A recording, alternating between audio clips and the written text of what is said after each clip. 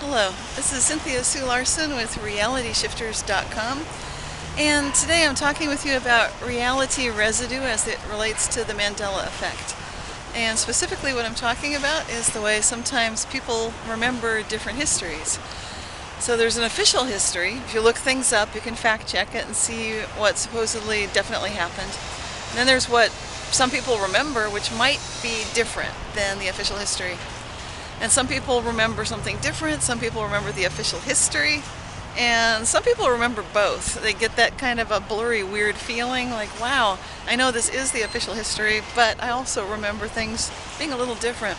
The kind of so-called timeline bleeds that people might experience, or reality residue, those are the two terms that have been kicked around lately.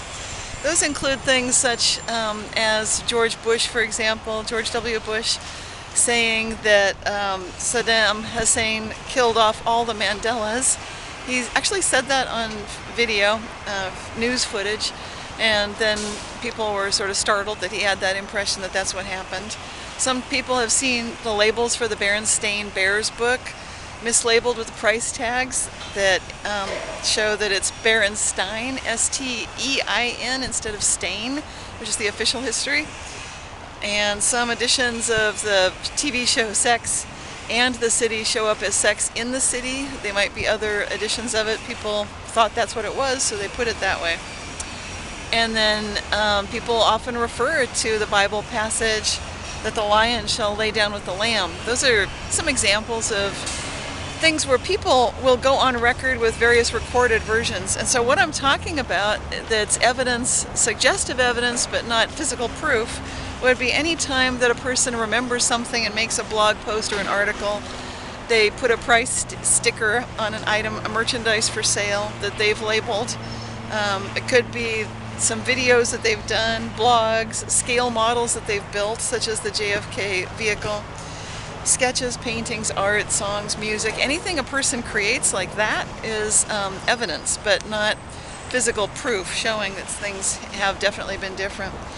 And so what's happening is definitely we've got evidence that there's lots of different views of what reality is rather than just one, which is suggestive of either a holographic multiverse, as I've written about in my books, like quantum jumps and reality shifts, or possibly we could be looking at what Fuchs would call cubism, quantum Bayesianism, where each group of people or each person might have a different viewpoint.